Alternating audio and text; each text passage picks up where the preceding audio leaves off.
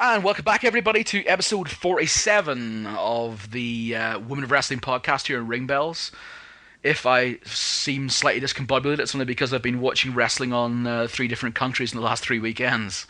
It's Irish G. Allen here alongside Freaky Lee Burton. And Lee, are you with us? Just slightly. I totted it up and we watched almost 100 matches live in 16 days. Oh, God. When you put it like that, it seems a little excessive. Well, in fairness, 50 of them were in 2 days. That doesn't make it sound any less excessive, does it? I guess. Yeah, we've been busy, listeners, for the last little while with our transatlantic trips to America and Canada, where we watched AAW at the Berwyn Eagles Club, which involved a couple of women's matches involving Saraya Knight and Mischief in a Shimmer title defense. We also had the tapings for Shimmer 49, 50, 51 and 52. Then up to Montreal for Femme Fatale 10, which was a double taping. And we came back the next weekend to go to WAWW in Norwich for a free show. And then on to the Eve pay-per-view. We all got Wrestle Fever this past weekend. Indeed. Oh. And relax. Took a while to say all that, didn't it? It did. It's but you know what? I mean, look, we've both suffered from jet lag. We've both gone, we're too old for this. We both had various sicknesses because of it. But hell, I love this. I love this time of year. I had sickness before it. I had to knock the sickness out before the show started. But yeah, but I did because I'm a trooper and my immune system is so strong. Oh man. But we're mostly kind of like, that's kind of like the big rush over now, isn't it? Yeah, pretty much. It seems to quiet down now as far as December and January are concerned. Yeah, so we're about to sort of go into midwinter hibernation, but not everything's going into midwinter hibernation. This Friday, Shine is back. Yes, and it's got one hell of a return on there. It's got a hell of a return, but it's got a really, really, really good looking card as well. I'm liking the look of this show a lot. But the big return that you alluded to, well, we've got it on the website as well, but it's the return of Amazing Kong. That's a big one. I mean, that's a really big one. We love Kong. We do. That's almost like a football chant. We love you, Kong. We do. But yeah, she's back. Soccer for anybody who's not based in the UK. Yeah, whatever. It's football, people. All right. But yeah, Kong is back, teaming with Jazz. And at Shine 5 this weekend, they're going to take on the team of Mercedes Martinez and Rain.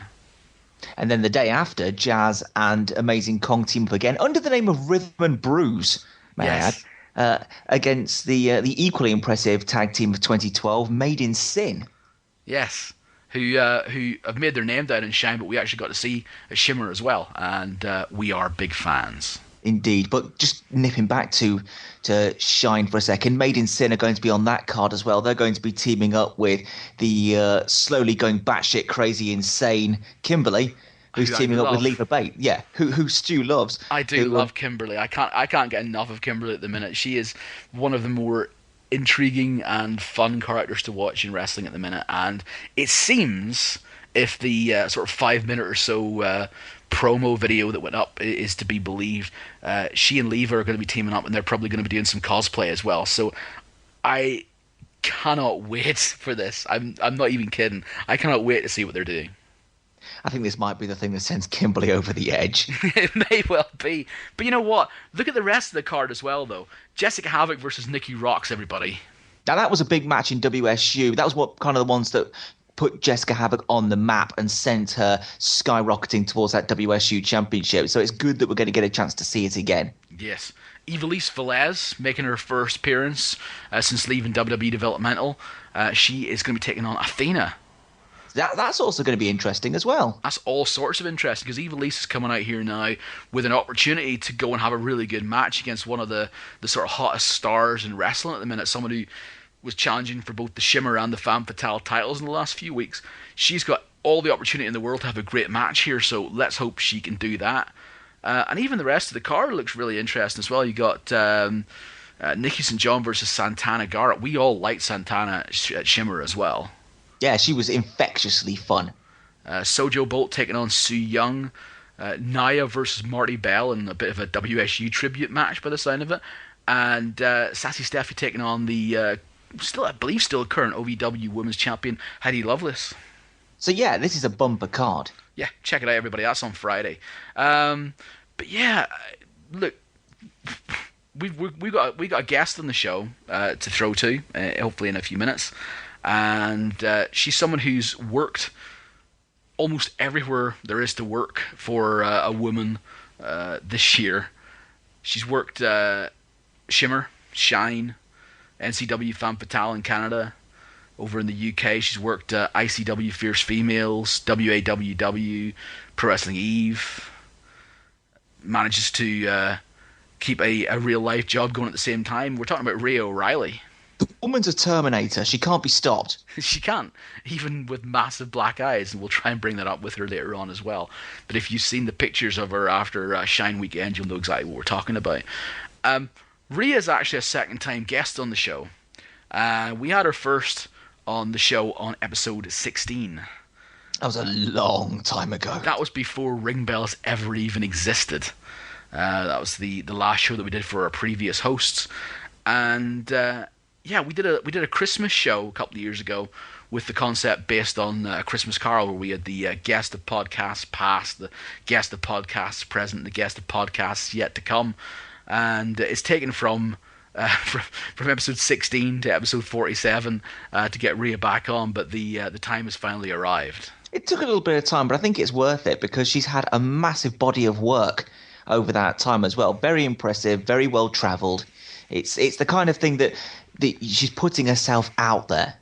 Yeah, actually, and that's a fair point, and that's a good thing for any wrestlers who are watching this. I mean, this is what you can achieve. Listening. All right, I told you we're a little bit jet lagged still, but for any wrestlers who are listening to this, it's a perfect example of what you can achieve when you do put your name out there and you do look for opportunities and you try and make opportunities happen.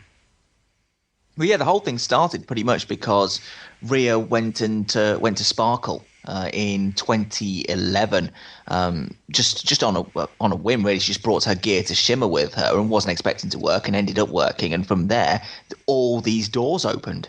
Yes, and yeah, she's worked all over the place this year, and she's, as I say, like literally been one of the big success stories of this year, just as far as getting herself over in all these different places. And despite her being a heel, she is annoyingly nice. Yes, we are aware of this. She's a very nice person, but I guess we've now put that on tape forever. Yeah, I think she's going to hold that over my head for a while. Never mind. But yeah, fair enough then. Well, look, without further ado then, let's get some music going, and let's come back with Rhia. And we're back on the Winter Wrestling Podcast with our guest, who's taken 31 shows to get back to us after we dubbed her the guest of podcasts yet to come on our Christmas show a couple of years ago. Very pleased to welcome back, eventually, Rhia OReilly. Rhia, welcome back to the show. Thanks very much. We could pick him. We saw the potential in you a couple of years ago, and we thought, hey, this girl's going to be pretty good. And it turned out that you were pretty good after all. Well, yeah, it took me, as you said, it took me a little while to get there, but I'm here now, and yeah, it's been a bit of a crazy adventure so far. It's been a crazy year, in fact. I mean, yeah. I was just thinking back, especially just of this calendar year. I mean, you've wrestled almost everywhere where a female wrestler could wrestle, as far as like all women shows around both North America and Europe. It's pretty cool. We can go through the list and we'll talk about them individually anyway, but let's start with NCW Femme Fatale up in Montreal. You made your debut up there March this year, and despite obviously everybody knows you trained in Canada, this was your Canadian debut. Yeah, it was. Yeah, it was the first time I actually got to wrestle in Canada after like gone and trained there. So it was really cool to go back, even though like Montreal is completely different from any experience I'd had in Canada before. But it was nice to go back to Canada, yeah. What about the Femme Fatale setup? I mean, I really like it up there. It's a really nice sort of promotion to be around. What do you think of Femme Fatale? Yeah, I really enjoyed my experience there. I wasn't quite sure what to expect, I think, and I was a bit worried that everyone would only speak French, and and I was like panicking a little bit about that at first, I think. And but then, obviously got there, and yeah, unlike me, he's stupid and only speaks one language. They are all bilingual, so it was really great to be there and like meet a bunch of girls that like I'd never met before. Obviously, there was like all the American wrestlers and some of the Canadian wrestlers I did know, but like they have like a bed of their own talent right there in Montreal, and there's some great people there, and it was really great to meet them and talk to them and sort of find out what life is like wrestling in Montreal. What's the Montreal crowd like then? I think they were a bit different from like what I'd expected. I mean, they're a great wrestling crowd. They're very supportive, and I find them like really bubbly and energetic and fun. But I think, I don't know, like when I was at Femme Fatale, there was like the core wrestling fans, but I think there was a lot of sort of like casual fans that just sort of came along to have something to do that night or whatever, which is a little less normal in other places, and they sort of add an extra element to it, which is really fun. And sometimes they yell at you in French and you don't know what they're saying, so you hope it's a nice thing and smile and wave. But they're a really receptive audience, and I really enjoyed working there. It's funny you mentioned about the French thing as well, because I just got back from Montreal for Femme Fatale 10. Stu had already been there. He saw you at Femme Fatale 8. But I had the same problem that you did, because I was thinking, I can't speak any French, and I'm going to have a really big problem here. And I had that whole sort of just keep smiling, everything will be fine. Yeah, I mean, that's the thing, because when I'd gone to wrestle in France before, like wherever we'd been, like there were like people that didn't speak English, and as well, the most embarrassing thing was if you'd get like kids like 3 years old who were coming up to you at the like sign-in tables afterwards and trying to have conversations with you, and I'm like, you're 3 and I can't understand what you're saying, and so I was kind of worried that was going to happen there too, and I'd look like an idiot, but it was okay. They all speak English. Would have been fine if you were the heel though, because you could have just gone fuck off, kid. Well, yeah, this is true, but I was a lingering babyface in Femme Fatale. I think it's the last time I've been a babyface for a long time. But it was good to do it there and get to work with Shanae as well, because obviously she's like really good at being a heel, so it was great to work with her. You got a chant at Femme Fatale of Finlay's daughter. Hells yeah, I did. which I know I appreciated. I'm sure you did too. I definitely wouldn't say, it's a huge compliment, whether it's meant that way or not, whatever. Like, obviously there's the Irish connection, but if anyone's going to associate me with any, wrestler, Finlay's a pretty awesome one to be associated with.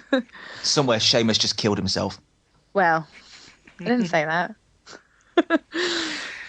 You said about how this was the last place you worked babyface for a while, and I suppose you're right, because pretty much the rest of the time you've been a dastardly, evil villain. Indeed. Quite the departure from the smiley girl in the green dress and the top hat a couple of years ago. Yeah, I know. I don't know what happened. I just I guess I snapped at one point. I went the other way.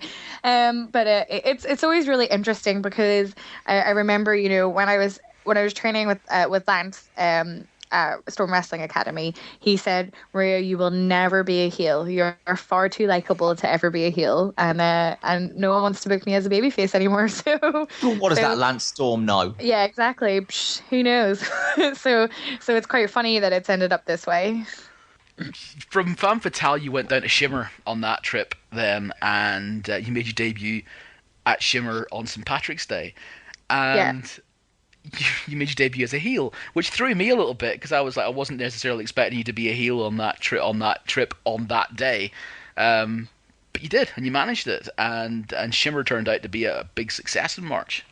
Yeah, absolutely. I mean, it was an absolutely terrifying experience for me. I won't lie. I was just like, I'm coming down to Shimmer. I'm going to be surrounded by, what I consider to be like the greatest female wrestlers pretty much in the world. And they're all going to be there, and I'm there. I was like, I'm not sure what I'm doing here, but it was very exciting. And then, yeah, to like Courtney Rush is someone that I like had really like enjoyed watching, and I always like enjoy her matches and think she's like a really great talent. She's definitely like a future main eventer, for sure, and a future champion. Well, she's been a tag champion. You know, I could see her being a future champion, and to have my first match with her was like amazing. It was so intimidating. I was just like, oh my goodness, that's Courtney Rush. But then as well, to have the added factor, it was St. Patrick's Day. We're in Chicago, which is like got a huge kind of Irish background, and they want me to go out and hate everybody. It was it was a bit of a challenge, but you know, they're not really Irish anyway, so it was kind of easy to hate on them. You know, like want to be Irish. Come on. It can't have been a completely foreign experience for you to make your debut in Shimmer, because you know a year before you had wrestled in Sparkle, pretty much flying over there on your own dime as well. Yeah, I mean, yeah, of course. Like, I mean, that originally, you know, I'd planned to come and watch Shimmer and just, you know, be a punter and just watch it and enjoy it, and then sort of the opportunity came to wrestle. But I think, I don't know, like when I did Sparkle, I didn't feel like there was the pressure that there was for Shimmer, because like this is being recorded forever. You know, when you do a Shimmer DVD, that's it. That's going to be there for forever for everyone to see. And like on Sparkle, like, although of course it is really important, like it has that feel of like the audience are going to see it. That's that, you know, and so then I kind of got to sit back and enjoy the shows and watch them. Whereas like this time, this time when I'd gone in March, I you know, I had to like consciously be like aware of everything I was doing and like what was going to come next. And so it was a totally different experience. And I think I was a lot more terrified this time that they'd actually, you know, see me in Sparkle and gone, okay, yeah, I think we can have you in Shimmer. And so there was more expectation this time. So yeah, it was a lot more terrifying being on the Shimmer show, even though it was like only like one match later, because I was the first match on Shimmer. So it was only one match later than I'd done in Sparkle. It just seemed like so much huger and so much more. Yes, but you came armed with the catchphrase. I know. The catchphrase. Yeah. So I feel like a little bit like I've become the what of Shimmer. No matter what's happening, every time you hear O'Reilly, we've got an O'Reilly. So it's a massively it's just got under people's skin quite quickly, didn't it? I mean, it really did. Because you put it at the start of your music as well. Yeah, so before my music hits, it's got me saying, "Oh really, O'Reilly," and like I just thought it was something fun and quirky to do, and I never really expected it to like get like the reception that it did or whatever. But like by the time I came out on my last match in March, like when it hit O'Reilly, like the whole place went O'Reilly, and I was completely not as prepared for it, and I was totally taken aback, and just like it was really cool. So so I was just like, I'm gonna go with that from now on, and every now and again I will always get messages on like Facebook and Twitter like saying someone said O'Reilly and I said O'Reilly, or so yeah, it's definitely caught on, and I just hope it's not going to get super annoying for everybody, because that's not what I meant to do. The funny thing about it is, like you said about catchphrases, you didn't expect it to become a big one. That's generally how all the biggest catchphrases start. They're very organic, and this is just another example of it. Yeah, oh yeah, definitely, and I love it to pieces, and it's great. But you have no idea how often people say "oh really" in everyday life until it's part of your catchphrase. Oh, are you spotting it now then? Everywhere. Perfect. Like it just, even sometimes on autopilot, like this time when I was over in the States when we were in Florida, there was a group of us and we were just standing around. I wasn't even really part of the conversation, and I was just kind of standing there. I was super tired, and they were just chatting away, and then all of a sudden someone said O'Reilly, and I just went O'Reilly, and I was just standing there, and everyone just looked at me, and I was like, what? And they were like, you just said O'Reilly, and I was like, it's complete autopilot sometimes now. It's just auto response. Brilliant. So from Shimmer in March, you've just been back from Shimmer again for the second time, and Lee and I were just discussing this before you came on the line, and you kind of gone from opening match girl to main event interjector in the space of 8 volumes. Yeah, I know. How much greater was the experience? How much more intimidating was the experience of Shimmer this time than before, or are you actually now just comfortable there? Well, I don't know. I think going to Shimmer, like actually like the flight to Chicago and everything was just as terrifying as last time. But then at the same time, like once I got there and saw everybody, it was like this time I kind of knew everybody, so it wasn't like so terrifying to walk in. And also I kind of had that thing, well, they've asked me back, so you know they think I belong there now, or I deserve to be there. So it wasn't so terrifying on that point, and so I was really excited to have the matches. But yeah, I think I was most terrified about having that run in, because I knew like to get the. I mean, I'm not gonna. Oh well, the results are online. I'm not gonna spoil anything. To get the belt to Saraya, I knew I had to jump over the barrier. And I had a really terrifying feeling that what if I didn't get over there and I just face planted on the floor? I was just like, she don't get that belt. That might cause some problems. So, that was, pretty intimidating. I was just like, are you sure you want me to bring you the belt? Someone else could do that for you. And she's like, no, you're going to do it. And I was like, oh, okay. Did you say you had a lovely moment walking around backstage with the belt as well? Yeah, I might have done that. I might have, pretended to imagine myself as the Shimmer champion for a second. When that belt came backstage, I was just carrying it around. It was good. I had a few funny looks about why I had it, because people didn't know what I was going to do. So, so they were just like, "Why do you have the belt?" It's like, no reason. New Shimmer champion, maybe. But no. So it's such a beautiful belt as well. Like, I don't think there's any female wrestler that doesn't covet it a little bit, because it's beautiful. So has your appetite been whetted just a little bit? Well, I mean, I it's always nice to have a goal, something to look for, to reach for and look to. I don't think I'm quite there yet, but it's there, and it's probably the biggest prize, in my opinion, in women's wrestling. So, yeah, I mean, definitely. You fought cheerleader Melissa on these last set of tapings as well. Yes, I did. And that was yeah. I'm sure that was quite an experience. Yeah, I mean, that was like, just to find out I was going to have a match with her was huge. I mean, she's one of, she's been around Shimmer since day one. Like, yeah. She's a Shimmer original, and I'm like new kid on the block. So like, to just be able to get in with someone who has that experience is, it's always going to be amazing. Win or lose, you're going to learn from it, and so it's it was really like a great experience, if somewhat terrifying. Well, that was one of the matches where you had it and you were in there, and I was watching, and obviously I've seen you since almost day one of your career, mm-hmm. and I was totally confident in you that you were gonna be fine, and you looked like you belonged, and that was the match where I really thought, oh my god, this is really quite cool. I'm quite pleased about this. So I can only imagine. She's a wrestler now. Yeah, I know. It's like, oh, after all that. But no, you must have felt the same way for to be given a match with Melissa. It's a bit of an honor as well, I guess, to have a singles match with Melissa, because she's usually in some of the better matches on any given DVD.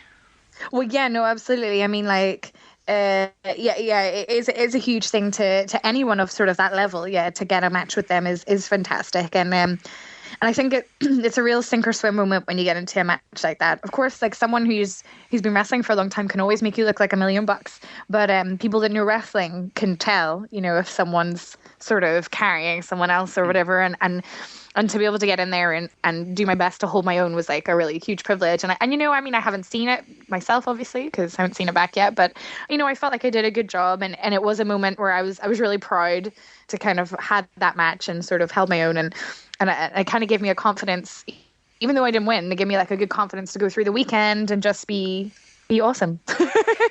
I think the thing about that match, though, is as well, is it part of a bigger picture, because you were talking about how you were tight with Sweet Saraya, and there's the cheerleader Melissa Saraya thing, and it all sort of came together as part of like these 4-volume arcs that Shimmer tends to do. It is sort of coming together, and if you're really on the ball, you'll notice that maybe there was a little prelude to that as well, because on volume 48, look at this, there's the title match, and who's on the screen? Rhia OReilly. So when you go on your DVD screen on that title, there you go, I'm there. I was already thinking about being involved in that match. See, that's just coincidence. Don't say that was all part of a big plan. Lies. I'm just going to say that it was. Of course. There we go. But yeah, no, I mean, yeah, definitely. It sort of led to the things that would happen on volume 52, and it was a good precursor to that, definitely. It wasn't the only sort of storyline that you had over the weekend. You also had that sort of battle of wins and losses with Davina Rose as well. Yeah, absolutely. And I was really excited to work with her, actually. So that was something that was really cool. And I was glad that we got to have more than one match as well, and sort of play around with some different things. Like, I genuinely believe, like, Davina Rose she's going to be one of the future, like, stars of wrestling. I think she's picked stuff up really fast, and she just goes from strength to strength, and so it was really exciting to be able to get to work with her now, just to, like, see where she's going to go from here, and I don't know, maybe see her down the line away, but it's really great to have been part of her career at this point as well. She was one of the girls who would have been part of the Slamming Ladies week before, and also took part in Shine. Yeah. Just before Shimmer as well. You would have had a whole week down there with a whole bunch of women to work with. What about Shine, first of all? You had a match with Su Yung on the last Shine show. What was the setup with Shine like? Because that's one of the few places we haven't been yet. So describe Shine to us. Shine was really, like, it was really cool. Like, the venue is really awesome. It's got, like, this big bar and stuff. So like, it's got a kind of sort of more casual kind of feel to it, but it's still got, like, a kind of good buzz atmosphere. Backstage is really nice there. It's really relaxed. It's chilled out. Everyone's, like, really excited to be part of something. And I mean, it wasn't the first time I'd done iPay-per-view, because I'd done the first Eve show, but it had that same kind of buzz and excitement of the iPay-per-view shows. I don't know, they tend to get, like, a slightly different feel to other shows, I think, because it's being broadcast, like, everywhere all the time. So yeah, it's a really cool little setup, and it's weird, like, the place where it is in Ybor City. It's like, I've never seen anywhere like this place. It's like this crazy street where everything is happening ever that you want to see in one place at one time. So it's kind of like a really cool area as well, and it brought in, like, a really interesting crowd, and yeah, it was a really fun show to do. Su Yung has more energy than I know what to do with. So oh boy, does she! She's a little bit overwhelming, but in a good way. So yeah, no, it was really great. Like, I met her on a previous trip, so it was, like, good to see her again. And sort of, yeah, have a fun little opening match with her, which, it was great. Enjoyed it, and I think, like, she's someone I'd like to work with to get again, because I think that, like, we had a sort of bit of, like, feeling out process, and I think it would be really nice to work with her again, because I think we could do some cool stuff.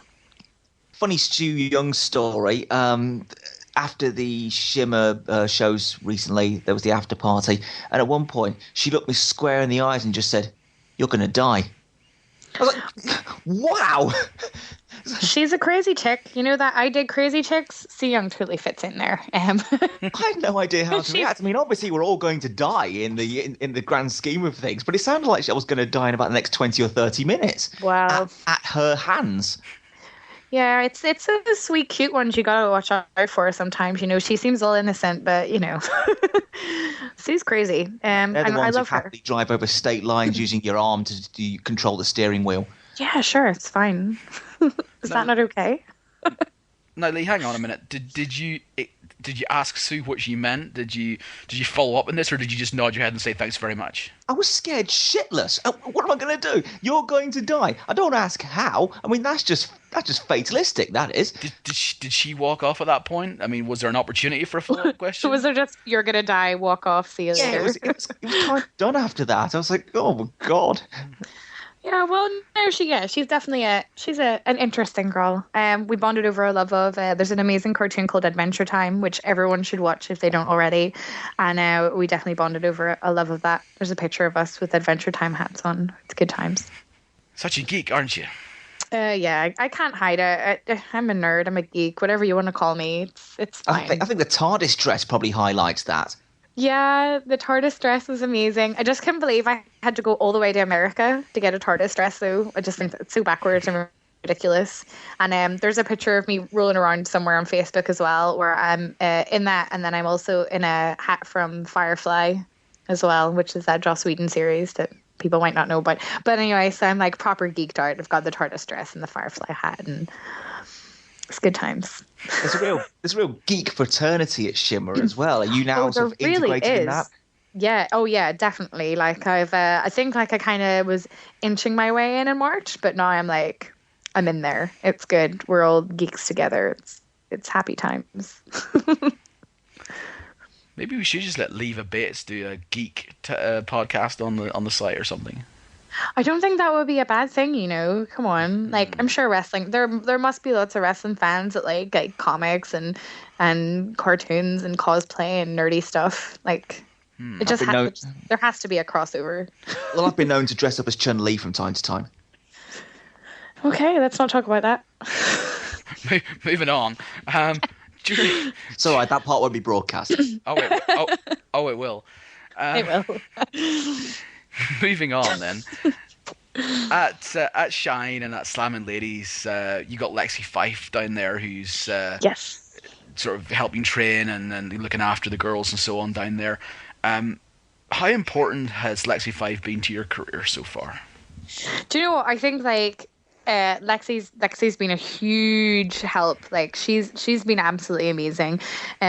Go down and spend time at Slamming Ladies and the feedback you get is just like it's so amazing. Like sometimes I think whether that's a fault of my own or not, like in the UK sometimes I don't get as much feedback as I would like, but when I go there I know that she's gonna nitpick like everything I do, which is great, because it's like sometimes you can be doing the same thing over and over and over and over again. It looks terrible, but no one will ever tell you. So it's really nice to have like a fresh pair of eyes on that, and gives you really good advice about like where you should go with what you're doing and what works, what doesn't, as well as giving me all the like match experience that I've had with her as well, and she's just like an awesome person as well. Like her and her family are just like they're totally amazing, and it's just always fantastic to spend time down there, and it was especially exciting to be at Shimmer 50 to actually see her step in the ring, because like since I've never seen her wrestle live, and especially since she started to like be a bit more of an influence and stuff, it was so amazing to actually see her like do her thing like live in person. So it was really cool. Now I know Lexi does do that. She's like backstage at Shimmer and she's like responsible for giving feedback to people and so on like that. Did anybody give her feedback after Shimmer 50? All the girls that had spent the week down at Slamming Ladies, definitely we all told her we were going to be critiquing her match. I don't think we actually did, but we told her we would adjust. But the best, it was great just to see her going through what we go through before shows, and it was really nice. It's like it was funny. It was actually a real treat to see her. I mean, I think for those people who weren't there, who maybe just read the results and thought, "Oh, Lexi Fife," believe me, it was actually great. It was really, really good. Wait until you see the DVD of DVD 50, Shimmer 50. It was really, really good. Yeah, I thought it was excellent, and it was so special to be there live for it. But I'll look forward to seeing it on DVD as well, because it just like the whole match had some great moments, but it was just especially awesome to see Lexi. Here's the big question now. Okay. Compare and contrast who's more important in your career: Lexi Fife, Lance Storm, or Justin Richards? Oh, that's so mean. I know. I think they're all important, but for completely different reasons. What a cop-out of an answer. Yeah, I know. I mean, the thing is, like, without Lance Storm, maybe I would never have done wrestling. Like, the whole reason was like I wanted to go, or maybe I would have found someone else, but like the patience he had with me in the first place, and the time he spent, probably, if I was just going to some weekly training school, I would probably, maybe have got lost in the shuffle, or being that person that kind of was like, oh, she's come again. So I think the patience he had with me, and started me off in wrestling really is sort of uncomparable. But then Justin Richards really sort of helped to mold me, and more than anything, he worked on my confidence. I wasn't confident. Like, I wasn't a confident person at all. Definitely not confident in my wrestling, and I didn't believe I was any good, or I would ever do anything good with wrestling. So that's huge, like that he whether he likes it or not, and he hates it when I say it, but he kind of like was a big influence on my life just generally. Like he made me become a better person and sort of believe in myself as a person, not just in wrestling but in life. So I guess maybe he's not like the most influential in wrestling. He's just my most influential in like my whole life. So, and then Lexi, like right now, okay, like Lexi's on it. Lexi's the person that's the go-to. You know, if I have questions, I'm going to be going to her. I'm going to be sending her. She's going to get sick of me. I'm going to be sending her matches and being like, "What do you think of this bit? What do you think of that bit?" So, like right now she is, you know, the most important person probably. She's the one giving me guidance and stuff. But of course, you know, Justin Richards is always there at the end of a phone call as well. And not to say Rhia Knight isn't either. So I know I've been very lucky. I've always been surrounded by very supportive people, and people who I have a huge amount of respect for. You know, now what they've done in the ring, everything, you know, it's so, I don't know, I've been very, very, very lucky with who I've been surrounding myself with in wrestling, or being able to surround myself with. Well, that's the fence-sitting answer out of the way. This is probably the follow-up question to that then. Which trainer have you annoyed the most? Oh, probably Justin Richards, definitely. I think I'm probably like the bane of his existence at times. Though I think I don't think I've annoyed Lexi too much yet, but we'll work on that. Fair enough. So apart from your American trips this year, you did bring something back with you this past trip, and that was an absolute blinder of a shiner. Yeah. Yes, I did. which freaked the hell out of everybody that saw it, both live and through the magic of Twitter. We'll try and find the picture again and upload it to the site just so people can see it. But you had a massive shiner after the first day of Shimmer. Yeah, what a beauty, huh? I've never quite seen a black eye like that in real life ever. Ever. Like, it was just insane. So you got to experience it firsthand. Well, yeah. A lot of people. 4 different colours. Yeah, it was beautiful, and if you look at it carefully, I'll make sure you have that photo. It kind of looks like the continent of Africa, so it's quite exciting. But no, it was yeah, you know, it wasn't a fun experience. But at Shimmer, I was totally like, yeah, I've got a black eye. It's amazing. And then, of course, you know, the weekend ends and you're not surrounded by people who are involved in wrestling, and you start to get the funny looks. It's not so good. And when I got back into the UK, I thought it was entirely inappropriate, but the customs guy made like a joke about domestic abuse. I was like, are you kidding me? What if that actually happened to me? I was like, okay. What did he say? So yeah, it was. He was all just like, I can't remember what he said exactly, but it was like something about like my husband beating me up or whatever, and I was just like, are you serious? Like, just what a like, I don't like, you know, whatever, it's funny, but like not if you're a customs officer, come on. So, but yeah, because of course it was like Halloween when I got back as well, and lots of people thought it was like makeup and it wasn't real. I was like, no, that's a real shiner right there. And then you got to go back to real life as well, back when you get home as well. Yeah, it was kind of hard, like phoning. I was trying to be courteous, so like tried to phone up like the studios where I teach classes and like tell the like owners and stuff, by the way, I have like a massive black eye, so please don't like hate me.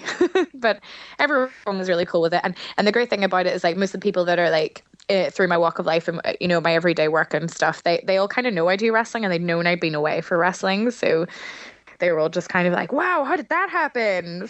So it was kind of okay. It's okay. Everyone knows I do wrestling, so it's fine. And it's mostly better now.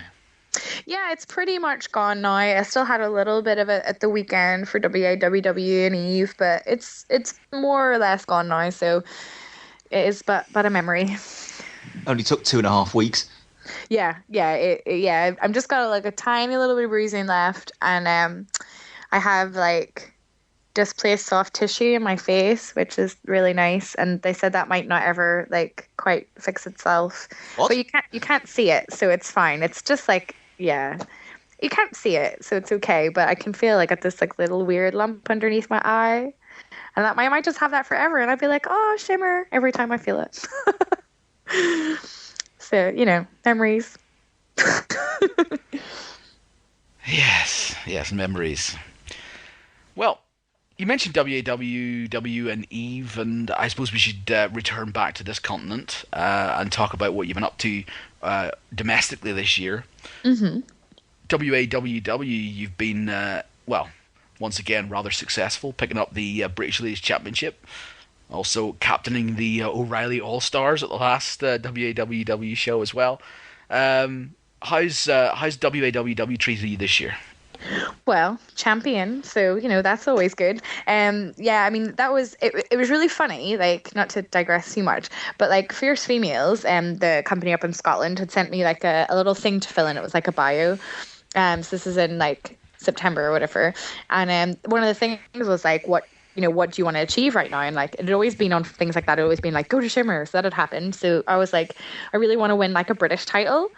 And then like the week after, I won like the British Ladies Championship at WAWW, and I had to like message them back and be like, oh, sorry, that's not my like goal anymore, because I did it. so it was like it was really exciting. It's a really like interesting place to be. Like the Knight family, or like old school like sort of British wrestling, and so it definitely has a different vibe to like any other show that I'm on, and a unique set of girls that that maybe you won't see elsewhere. So it's really nice to get in there and mix it up with some other people, which is really fun. Especially like they've got some great girls there as well, like especially Liberty. I think she's like definitely one to watch. She's definitely like a standout at WAWW, I think. But yeah, no, it's great. I've always enjoyed working there, and will continue to do so, even if I walk out on my O'Reilly All Stars at times. At times, yes. Yeah. The one thing that I know I discussed this with a couple of different people at the weekend, but WAWW had a free show this past weekend. There's about 250 people there. The atmosphere was great. It was really good, and one thing I did discuss with a couple of people was the fact that it's a really young roster. Yeah, absolutely. Like that I think that's it though. Like when you go see those shows, like, yeah, of course you get some really good matches, but you see so much like potential, and so it's quite exciting, and it's interesting, and it's a good place like for me to be in there in that mix as well, and so you get to see that, like, you can see like these people have progressed. And I think like for all of us, that every time we do a show, I think, like, personally, I think they've gone from strength to strength, and people's matches have got better and better. And so it's really nice to be part of something that's evolving, and just, improving every time I go there. Fierce Females you mentioned. And Lee, you're best to talk about this because you actually gone to it. But I have ordered the DVD, and if you want to order the DVD, go to fiercefemales.co.uk, order the DVD of the first show. It is a very different kind of show, Fierce Females, especially, you got the ICW crowd, which is kind of 18 plus. It's in Glasgow, and some of the chants there I didn't understand, and they were in English, for God's sake. Well, tell us a bit about what it was like to be wrestling in that kind of atmosphere. It's a kind of standing room only crowd. You're against Holly Rockamora. It's very sort of, like I said, adult oriented. What was it like? Yeah, that's a crowd like I'd never wrestled in front of before. It was interesting. The closest thing I'd ever experienced to is there's a London promotion called Progress, and I've gone and watched their shows, and it had a sort of similar vibe, and I kind of thought that's what I was going to expect. And then I went up to ICW, and yeah, that crowd is like nothing you've ever experienced. Like, unless you've been there, I just don't know like that you can fully do it justice. They're very into their wrestling. They're very into having a good night and a good laugh. And I really enjoyed it. I think you get to be a little bit more abusive and a little ruder, and that's never a bad thing. I do a lot of family friendly shows, and I love them, don't get me wrong, but sometimes someone pisses you off, you want to swear, and there you can do it, so that's quite nice. I think one of the things I described of you when I was writing up my review of the show was that you are now a sort of safe hand when it comes to wrestling. It's not a case of you think, okay, Rhea's going to go out there, oh, maybe I should put her against somebody so the match is okay. It's just okay. You just say to Rhia, okay, this is the match. Off you go. Yeah, I think that's not, that's a good thing to be, and it's kind of nice to be there. That like, I feel like I can go out and have a match. It's going to be okay now. It's going to be all right. Like, you go through that phase, which is really terrifying. And now I feel confident that like, if, I can get someone through a good, match, or a decent match, depend whatever the level of experience of. And then of course at the same time I can go on with someone like with a lot more experience than me and sort of try and hold my own and stay out there as well. So I think it's a nice, I don't know, like some people I think might find it a bit of an odd term, but I actually really liked it. I was like, thanks, good. Pro Wrestling Eve was this past weekend as well. And now you and Aisha, talking about the former Amazon, or well, she's still Amazon in certain places, Aisha Rae, you guys have formed a tag team there. I'm O'Reilly. You guys didn't have a big part to play in this last show, but you were all over the one before that, the special edition show. I wanted just to take the opportunity at this point to talk about Aisha. I mean, your friendship with her, it's real.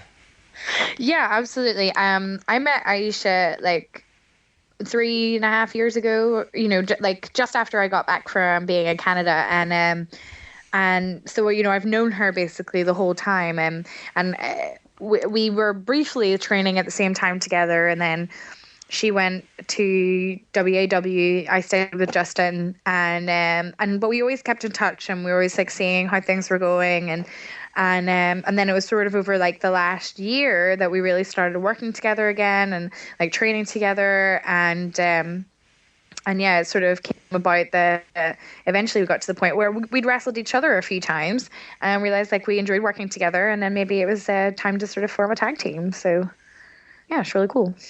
It makes it a lot of fun to be able to like go out there and do your thing with like one of your best friends. So it's really cool, and we get up to some antics and hijinks backstage too. So the dynamic of you and Aisha is quite interesting though, because it's kind of perceived that you are the mouthy instigator of fights, and then Aisha is the one who settles them by crushing their skulls.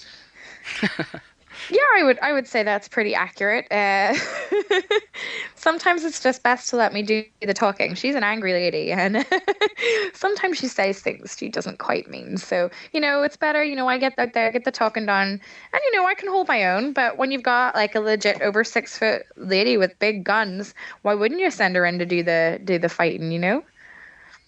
It's a really nice dynamic, and I think, you know, it works well, and I think it's a little, you know, it's a little different from what's happening in women's wrestling, and I guess, you know, we're still finding our feet as a team a little bit, because, you know, it hasn't been that long ago that we decided that we wanted to work together, but yeah, I think we're figuring it out as we go, and hopefully trying to cause a little bit of mayhem on the way. But yeah, Special Edition was a really fun show. I really hope that it does come out on video on demand or DVD or whatever is happening, so that people get to see that show, because I think that really sort of set the ground for where we're going to go sort of over the next year or so. Yeah, because we kind of walked out on the iPay-per-view match, but you know. But you got your eyes on the tag team titles, though. We do indeed. Yeah, that's the end goal. That's, you know, become a tag team, get the belts. I mean, we already have a win over the Blossom Twins. We took their spot in the tag tournament. So from there, it can only be onwards and upwards. I mean, yeah, we are the tag team to take those belts, and that's it. That's it. I have nothing else to say about it. Fair enough. In real life, what a terrible thing. Yeah. In the real world. in the real world. Don't like this place. It's cold and dark. It's terrifying. You're a fitness trainer. Yeah. I assume this helps massively as far as your wrestling is concerned. Yeah, absolutely. I mean, it's kind of weird. Like I was working office jobs and, you know, just like working admin and stuff like that until like I started wrestling, and it wasn't until I got into wrestling that I kind of got into fitness at all. And then sort of from there, I kind of sort of researched into it, got like qualified and stuff. And then I started teaching, and yeah, it's like a really big help. It's like, it really helps to keep me motivated and keep me on track. And then, you know, like to be able to help out other people and pass that on. Unfortunately, as much of a heel as I am, I am definitely like a giver. I like to help other people, and so I like to be able to, you know, pass on that knowledge and help other people out. And yeah, it's something that's important to me now, which never was. And if you talk to people that knew me when I was younger, they would never believe you that I worked in fitness. Hang on, you like to help. Let's get this straight. You like to help other people by making them pay you money so you can yell at them and kick their ass. Yeah, pretty much. But for the greater good. For the greater What a job. Good. Yeah, it's kind of empowering and fun. So yeah, I mean, I don't shout at everybody, just the people that need it. Oh, nice. Aisha said at the weekend that you two were training together. Do you ever have to shout at her?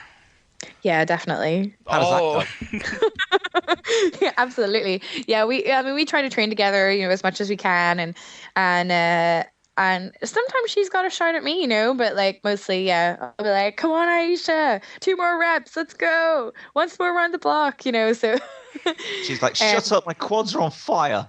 Yeah, well, sometimes though, it works the advantage. I shout at her, and then she wants to hit me, so she has to chase after me, and then she gets some more cardio, and so it's good times. It's all part of the game plan. I'm always thinking. It's always thinking about her fitness. That's what it is. Lord. So look, 2012 has been a hell of a year, really. I mean, we've kind of just talked. It's been crazy. Almost totally about 2012. If you want to know a little bit more about the earlier years of Rhia OReilly, go back and check out episode 16, and you can hear a little bit about training with Lance and all that sort of stuff. But yeah, we've just talked about your year this year, and we've filled a show on it. What on earth can we expect in 2013? Do you know, that's a good question. Have you actually? I mean, I know it's an obvious question to ask, but have you actually thought about it? Have you actually thought, my God, what can I do to better this year? Is it even possible? Do you know what? To be honest, like I got back from Shimmer and I was just like, whoa, I can't believe all this has happened. And then bam, straight into WWE and Eve at the weekend, and like that's only like a couple of days ago. So yeah, I haven't even thought about it yet, but I would imagine there will be plenty more adventures, and I mean everyone says it, but I just want to continue like improving and training, and like I want to go back to Shimmer and have even better matches. Like I want to do better again, and yeah, just keep having fun. Like the thing about wrestling for me is like I love it because I enjoy it so much, and as long as it's still fun, even if I'm getting like black eyes or whatever, as long as I'm having fun doing that, then I'm going to keep going and keep improving and keep trying. If at any point it stops being fun, then I'll stop, but I can't see that ever happening. so I'm just going to wrestle forever. That's the plan. There you go. Wow, the great thing about beat Mae Young's record. Yeah, God. Bring it, Mae. Go on. Well, maybe I started a little late.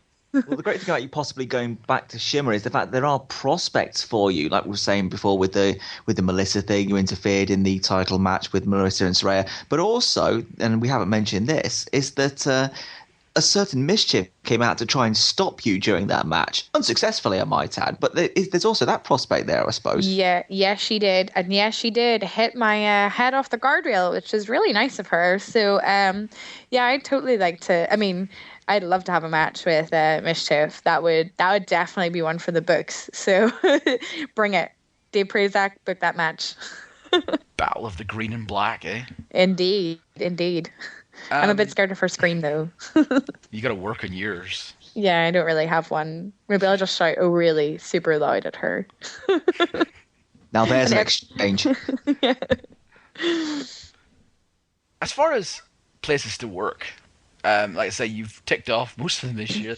There aren't many left to go. I mean, have you even considered anywhere else, or you just want to try and keep going back to the places that you've already been? You know what? Like it's this difficult thing because like the places I've been, like I was really sad I wasn't able to go back to Femme Fatale this time, but like life just wasn't gonna let me do that. And I'd really love to go back there. And yeah, Shine was amazing, and of course Shimmer, so good. And then all the promotions we got here. I don't want to be greedy, but I'd really love to go and work at PWWA as well. So Australia is kind of where I would like to go. That's the next one. See, now Aisha's been filling your head full of tales, hasn't she? Exactly. And like, I know a lot of the Aussie girls now, and I have friends there as well that like from when I trained at Storms that I'm never going to see unless I get over there. And if I'm going to go to Australia, wouldn't it be awesome to wrestle there too? So yeah, I think I'd really love to go to Australia and wrestle and that would be super awesome. And do you know what though? Like, I think I said it before, but if someone phoned me up and was like, "Hey, Rhia, do you want to go to X, Y, and Z and wrestle?" I'd probably be like, "Yeah, totally, 100%." Whoa. Z. I said Z, not Z. Yes. Where? Yes. See, these terrible Americans are having an Jesus, influence on woman, me. remember where you're from. Shut up.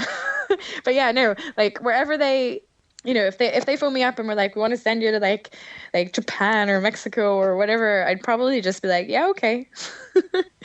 But I'm so happy that, and I feel really privileged to have got to all the places I have worked this year, whether it be the UK or mainland Europe or Canada or America, it's all been an amazing experience. So if I could just keep going to all those places, I'd still be happy, even if I didn't get anywhere else. Speaking of mainland Europe, you won the Swiss title as well, the War title. Yeah, I am a champion in Switzerland. This is very true. So, and funnily enough, I was just recently talking to the promoter there about hopefully making a return there at the start of the year. So, I like Switzerland. It's a good place. So, it's as been a good neutral to me. country, we're not allowed to have any opinion on that.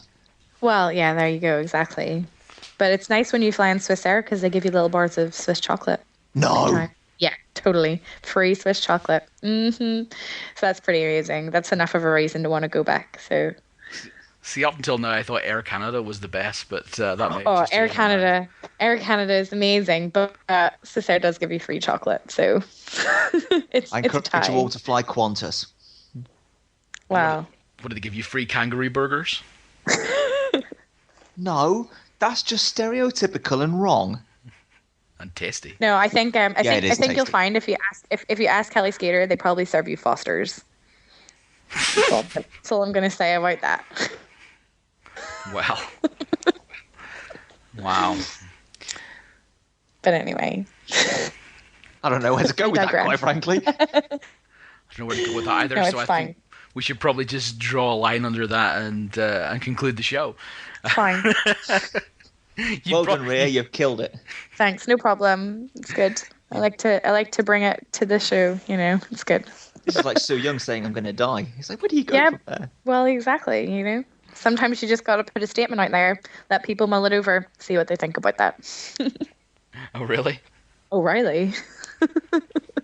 Reflexes are still sharp. Then. Oh, hells yeah. Hells yeah. Okay. Well, look. But yeah, no, yeah. It's been an amazing year. Everything's been amazing. And if 2013 is even just the same level of awesome, I'll be pretty happy. I don't know if there's a need to top it. just make it as awesome as this one has been, and I'll be doing pretty good. Fair enough. Bloody hippie. I know, it's terrible, isn't it? Rhia, thank you very much for coming down from your Tower of Awesome to speak to us today. No problem. It's been a pleasure. Let's try and make it another 31 shows until you're back.